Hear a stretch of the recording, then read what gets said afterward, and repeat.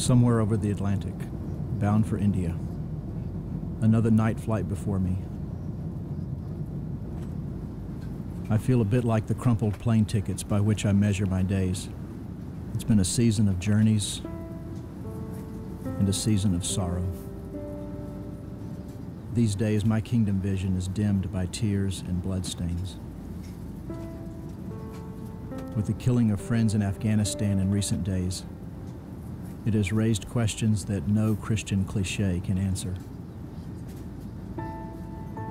But I think of the lines of an old hymn. The thorns in my path are not sharper than composed his crown for me. The cup that I drink not more bitter than he drank in Gethsemane.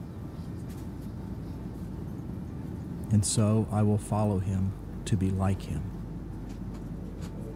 Lord Jesus, give me a heart for lost people, a heart like yours. As your word says, when you saw the multitudes, you were moved with compassion on them because they fainted and were scattered as sheep having no shepherd.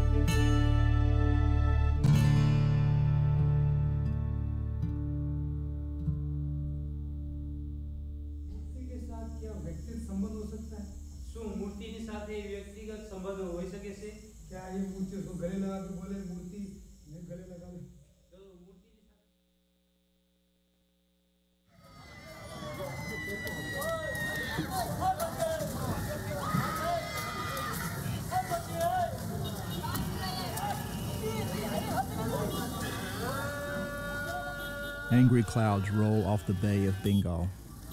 Monsoon lingers over old Calcutta. The streets run with mud and humanity.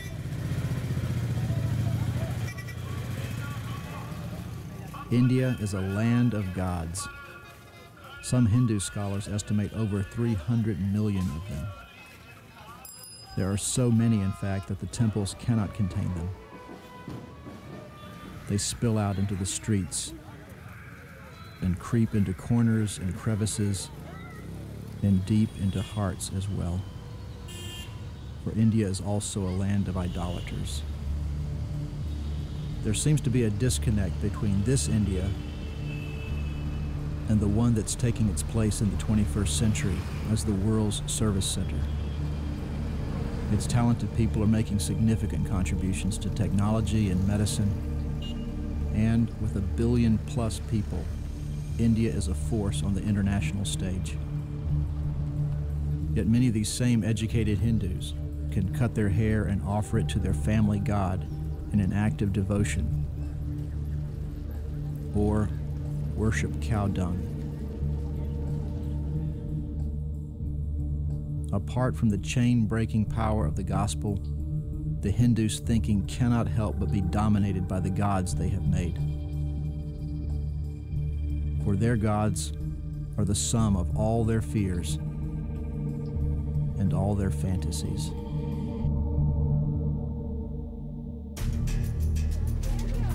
And so on the dark side of high-rise India, Hindu hate breeds.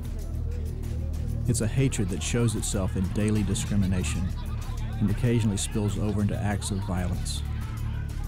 2 years ago, in the neighboring state of Orissa, scores of Christians were killed.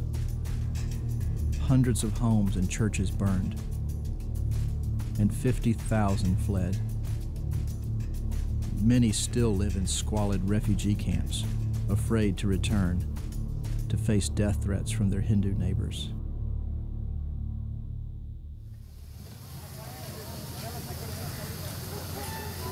My friend Johnson is here.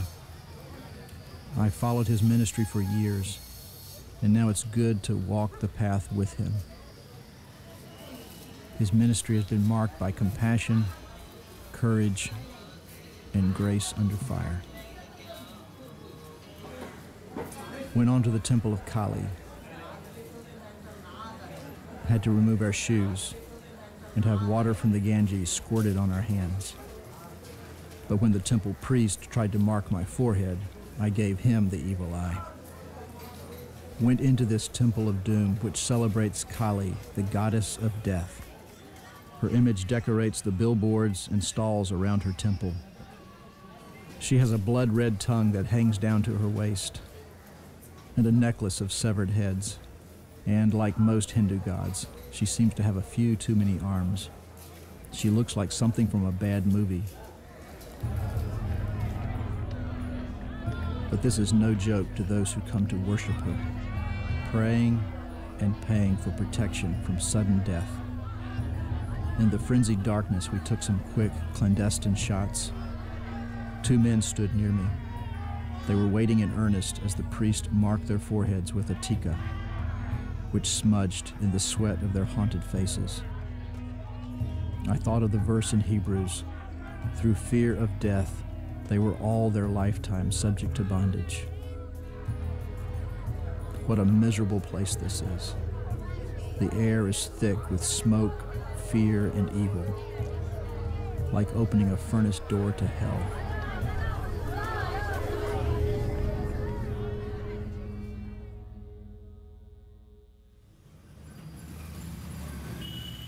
Went on to the place where Mother Teresa served the sick and poor outcasts of Calcutta.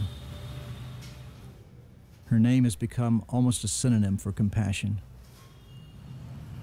She is buried in a chapel room of the abbey. Even Hindus come to worship her, another idol on their shelf. On the wall nearby is an image of Christ on the cross, and 2 words spoken there, words that became the motto of Mother Teresa's shelters, reminders of suffering. I thirst. The communists who rule Calcutta have called for a strike tomorrow. We offered good money for a driver to run the roadblocks and take us out. But with the risk of stoning or having their cars burned, we haven't found any takers yet. So tomorrow will be a day of rest.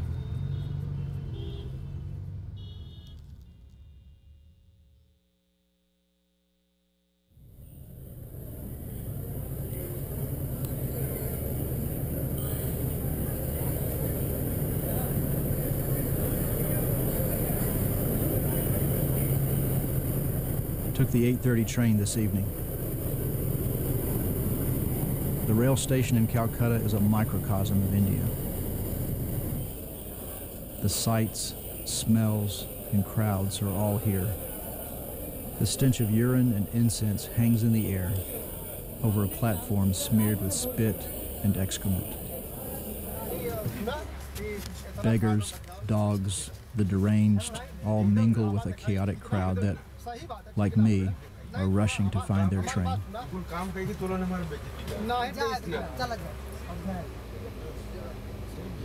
Settled in for the night with 15 hours ahead of me. I've got plenty of time to catch up on my writing for this day.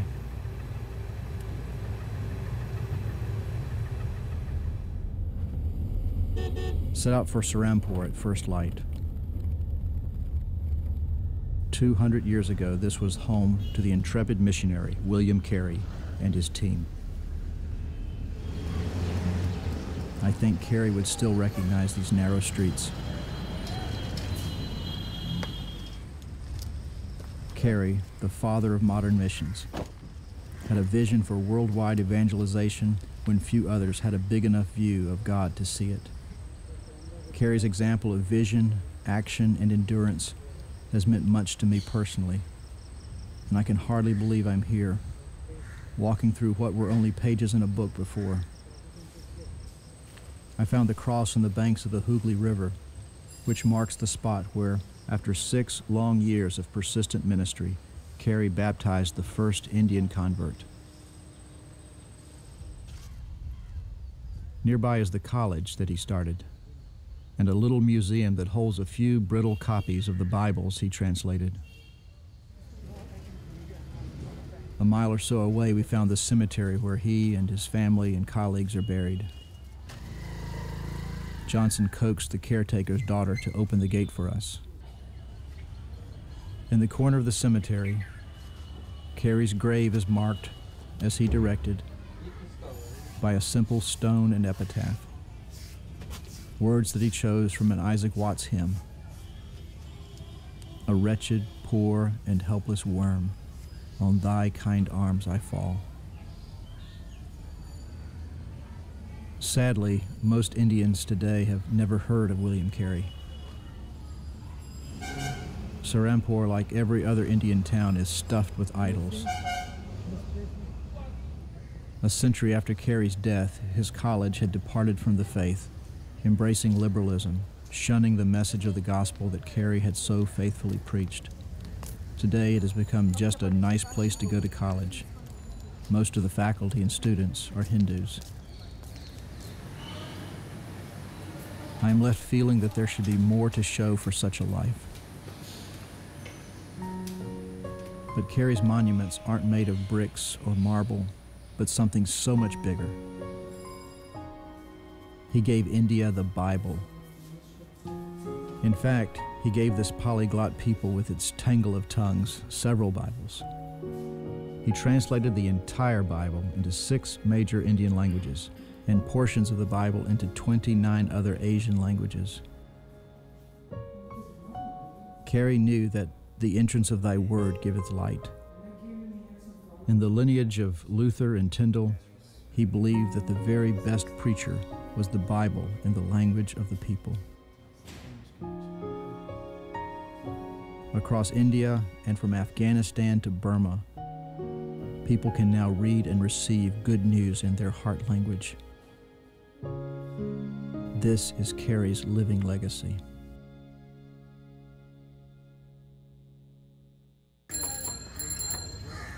Afterward, returned to Calcutta. Before heading to the train station, stopped at Kumartali, a tangle of alleys where the idol makers ply their trade. They twist some straw, shape some mud over it, add some paint and sparkles, and voila, behold your God. They are preparing for the festival of Durga Puja, the principal goddess of this region. Durga has 10 arms and looks like Spider-Woman to me. I thought of the words of Jeremiah. Their idols are like scarecrows in a cucumber field, and they cannot speak. They have to be carried, for they cannot walk. Do not be afraid of them, for they cannot do evil, neither is it in them to do good. There is no breath in them. They are worthless, a work of delusion. The blindness of these people is profound. Like their gods, they are born without eyes.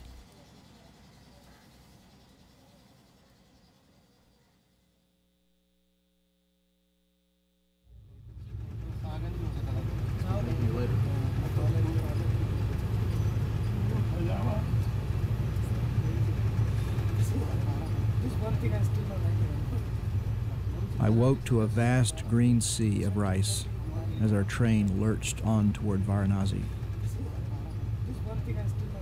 I made up coffee in my water bottle in search of consciousness. Had a night of only napping, accompanied by a chorus of snores that sounded like a company of organs. No worse, bagpipes. The train is much quieter now that it's morning. Travelers are lolling about, bored and sleepy, as our train sails through the emerald sea of rice on the plains of Uttar Pradesh.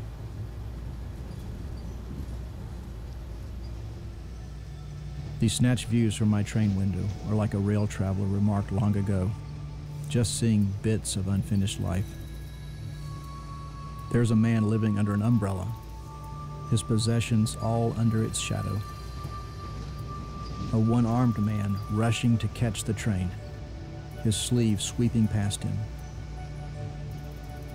Giggling schoolgirls tripping along a dusty road. In the distant rice fields, women in bright saris bend to their tasks, dotting the green void like a string of gems.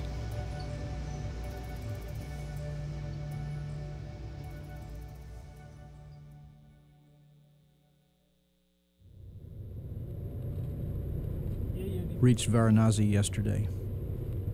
Our driver here is a man named Somnath. He has been a big help in getting around the city. He is a devotee of Ganesh. Johnson took the opportunity to share Christ, Ishu Masih, with him.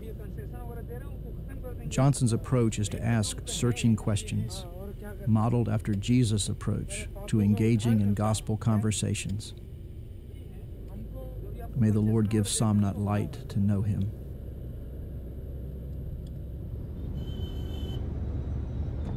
For much of its 3,000 years, Varanasi was called Kashi, City of Light. I think nothing could be further from the truth. This is the holiest city of Hinduism, their Mecca, huddled along the muddy Ganges, which they worship as a goddess and believe that its waters can wash away sins. Walk toward the river and the Ghats, the steps that descend into it.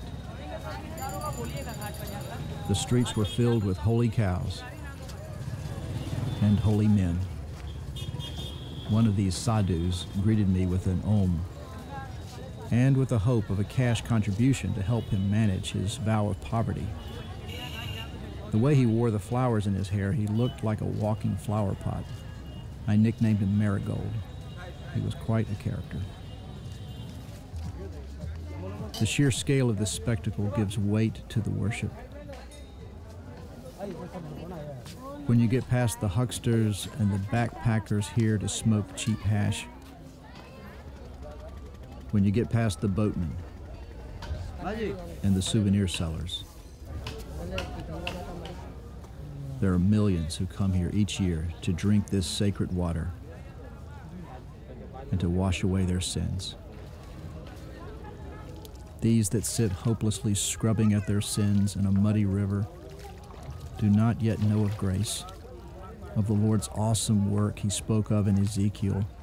I will sprinkle clean water on you, and you shall be clean from all your uncleannesses, and from all your idols I will cleanse you. And I will give you a new heart, and a new spirit I will put within you.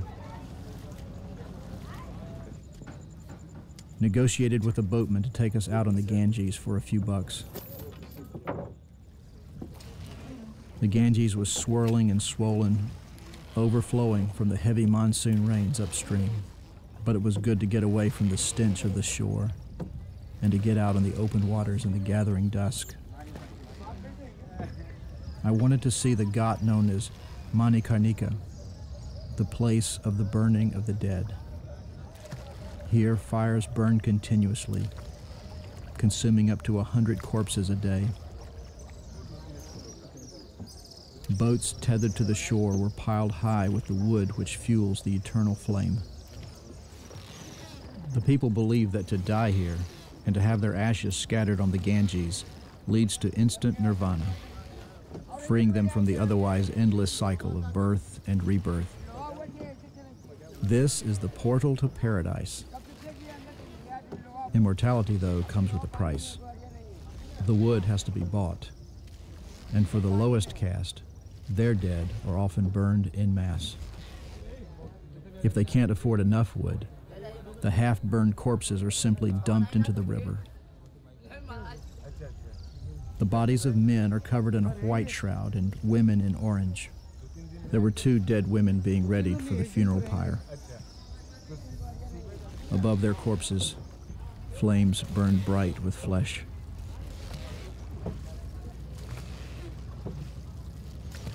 We moved on as the oarsman pulled against the current.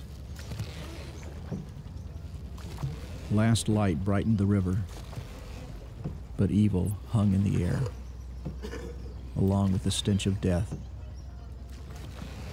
as night descended over the Ganges.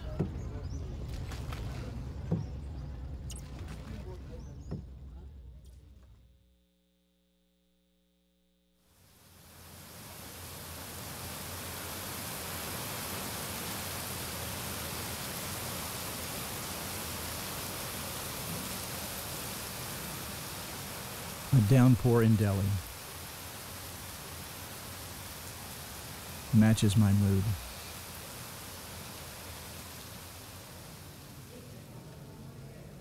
Met up with Beth last night, a friend and nurse serving in Afghanistan. I had asked her to come out of Afghanistan to meet and talk through her sorrow.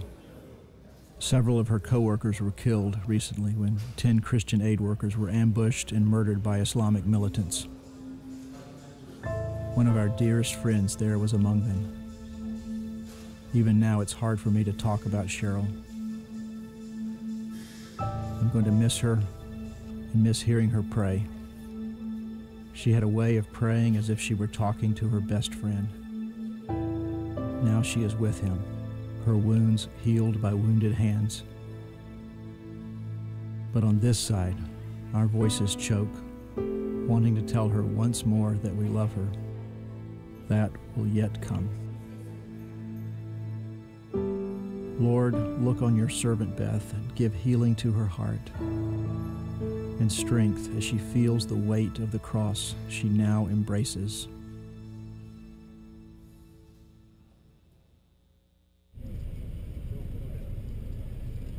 Went out this morning to see some of the temples in Delhi. At the temples, people lined up in the rain to get some karma credit.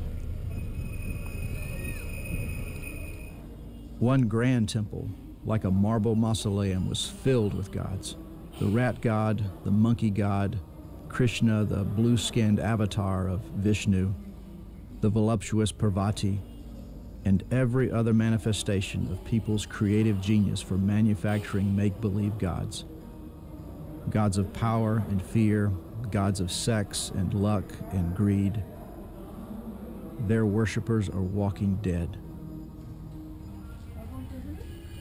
I recognize them, for in my own way I have walked among them, and would be there still, apart from the living Christ. The Birla Temple was built for the high caste Brahmins, priests of prejudice. Their symbol is the swastika. How fitting that Hitler borrowed, not invented, the swastika as a mark of Aryan arrogance. In the whole wide world, the symbol is condemned, except among three groups: skinheads, Muslim extremists who admire Hitler's ability to murder so many Jews, and high caste Hindus. The Birla Temple brought to mind pictures of Nazi rallies in the 1930s. But this has nothing to do with Germany. It has everything to do with India. The Brahmins stamped the swastika on their shops, homes, even their company trucks. The caste system is deep in the DNA of these people. It is a system built on pride and prejudice that predates memory. At the bottom of this social ladder are the low caste, the Dalits, the untouchables. 160 million of them. For them, from the moment of birth, life is itself an unpardonable sin. Even though race-based oppression was abolished in most of the world long ago, here it is made into a religious rite. They're given the lowest places, and the country is built on their back-breaking labor. They live in apartments fit for no one else, or in garbage dumps which are the Untouchables subdivision. And so the unclean do their work, embracing their burdensome karma of poverty, heavy toil, and exclusion.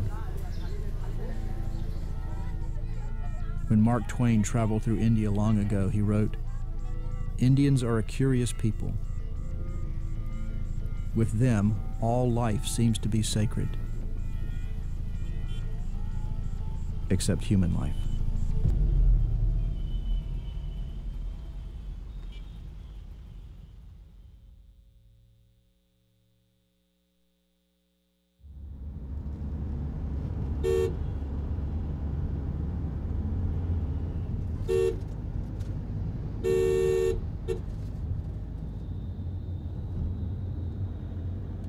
The clouds have lifted. The rain has stopped for now. Took a 4-hour drive from Delhi to Agra to see the Taj Mahal, India's wonder of the world. Be merciful to me, O God, be merciful to me. For in you my soul takes refuge. In the shadow of your wings I will take refuge. Along the way, Beth read many of the Psalms to us. I cry out to God Most High. The words of David in Psalm 57 brought great comfort to me. From heaven and save me. These are words of strength and refuge. The Lord is my light and my salvation. Whom shall I fear?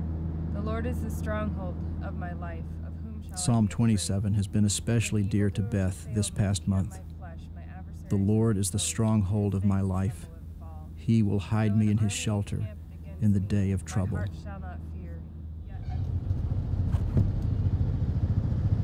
We are traveling along what was the Grand Trunk Road back in the days when England's empire covered the subcontinent. I can picture British regiments, artillery, and horse soldiers stirring up clouds of dust on their march to Kabul or Lucknow. Today, dust and diesel fumes swirl instead, as truck traffic jockeys for position on a road that Rudyard Kipling and Gunga Din might still recognize. Truck stops have replaced the old camel caravanserais. Travelers' needs, though, are still the same. A little rest and refreshment before returning to the road to Agra. Along that crowded, chaotic road, we had some close encounters that nearly turned holy cow into holy hamburger.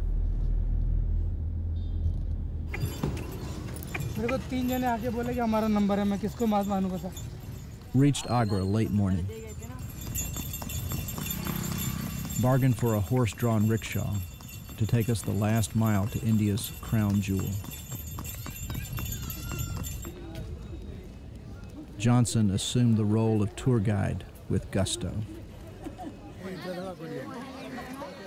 As he led us to the Taj Mahal, he insisted that we not look until the magic moment when all was in view, or as he put it, like finally seeing a bride on her wedding day.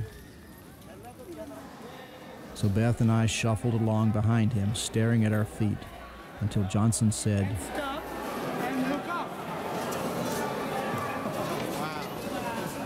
There was the Taj Mahal in all its stunning, shimmering symmetry. It's no wonder it's a wonder of the world. Johnson is right. Everyone knows what the Taj Mahal looks like. It's one of the most recognized places in the world. But actually seeing it in all its rich detail, it's like the difference between a feast and reading the menu.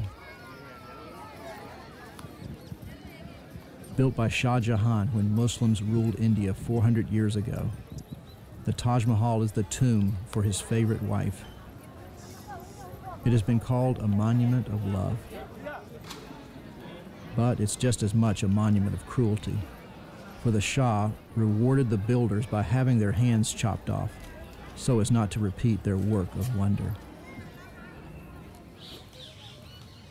And at the end of all its magnificence, it's just a tomb.